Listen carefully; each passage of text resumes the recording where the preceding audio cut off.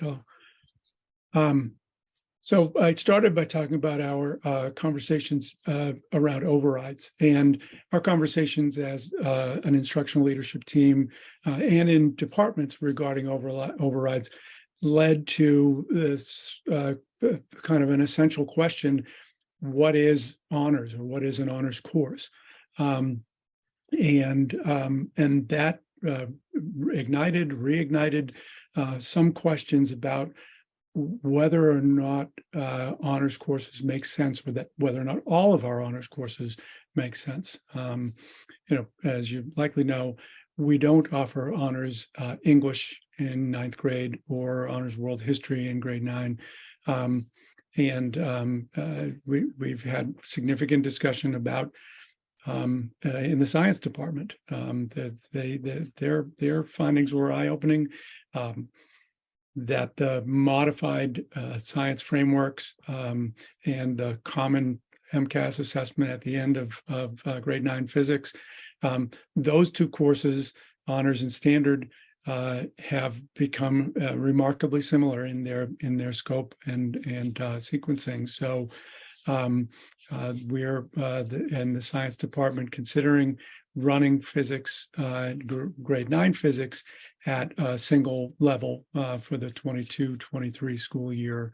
And we had similar conversation with different rationale in world languages, where the idea of honors can be challenging because languages are learned on a continuum.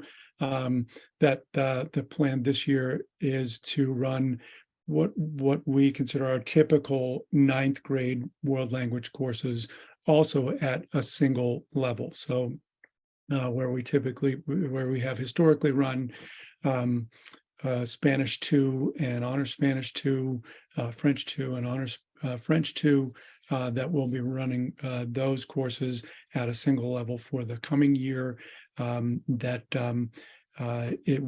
We do feel strongly that it will benefit all students, but that in particularly, we're not going to hold back students who are sort of on the track for, if you will, honors classes, but will benefit students who are going to be hearing the use of the target language more frequently and be encouraged and challenged to do so. We know that in both of these cases, the teachers are going to take on an added, I don't want to say burden, but a responsibility of scaffolding for some students, and making sure that there is extension opportunity and challenge for all of our students in these courses. Coming back to the world languages, as it is, I didn't mention Latin or Chinese, because those courses actually have been taught at as a single section of Chinese 2 and honors Chinese 2 together in the same classroom, and Latin 1, honors Latin 1 in the same classroom. And that's been the case for years. In fact, both of those languages have single sections, Latin 1, 2, 3, 4, and Chinese 2, 3, 4, 5. So it's not a new practice in those areas. I'll piggyback a little bit on your as we, so these discussions, I found out, began long before I was here. And as we were having the discussions and reflecting upon some of the discussions we've had with respect to, middle school math levels, we've had discussions about the criteria that, that I put forth as far as middle school math, which is, Jane, if you can go to that next slide. So what we're kind of requiring is not to make assumptions about, what is the right configuration or not. So where in middle school math, we determined that, that we can't make an assumption where we will land with respect to middle school math, whether there will continue to be 2 levels in 7th and 8th grade, or whether we can effectively challenge and support kids in one level and say one of those grades or not. We have to kind of do the work to, make sure that, again, the core curriculum is determined to be appropriate for all students. that teachers have training and experience in using strategies to challenge and support a wide range of students effectively, that teachers feel confident in their ability to implement such strategies effectively and serve all students well in a heterogeneous setting, and that there are some resources available for kids who need additional support or challenge, that we have metrics that will be instituted to measure our effectiveness, and then also that there's a process to kind of share the rationale and get feedback. In these cases, in this 9th grade physics and world language, as I've discussed with coordinators and the coordinators discussed with teachers, they are strongly advocating for this and believe that they can meet all these criteria. They believe that they'll be serving kids, both kids who, need additional challenge, as well as kids who might be in our current standard classes better by this structure.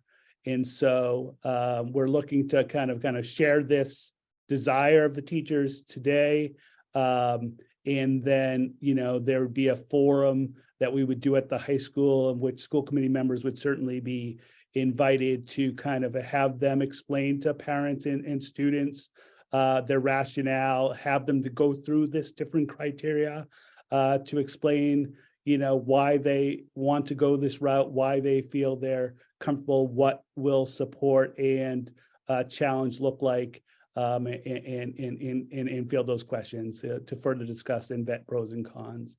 And so that's, where with the middle school math, it was clear through our conversations, though there was good intentions, we weren't there yet, and we couldn't make the assumption that we were ready to do that well.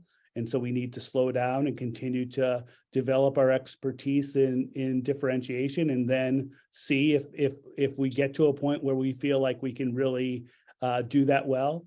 And if not, don't change things. We're here, the professionals at the table. When I think about the physics teachers, they believe that leveled courses are really effective in some areas, and they're advocating really strongly for 9th grade to be an unleveled course. So it's not individuals who don't see the value in sometimes having levels, but they're being honest in their professional experience and what they think.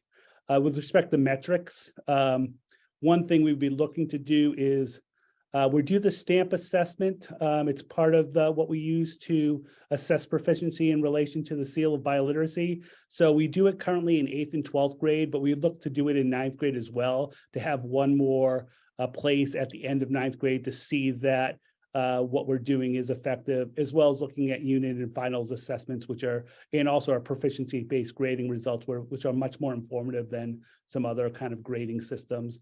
And in physics, we'd use the physics MCAS unit and final assessments to show that, kids who were, kind of targeted for honors initially, or kids who are standard, are performing at a rate better than we would if we were keeping the classes separate. And I'll just add to that, Dr. Patel, these are not new conversations. It's new to this forum perhaps, but certainly in the world languages, that conversation started maybe 4 or 5 years ago. Same with the GPA question, so it's there. These are a long time coming to this table.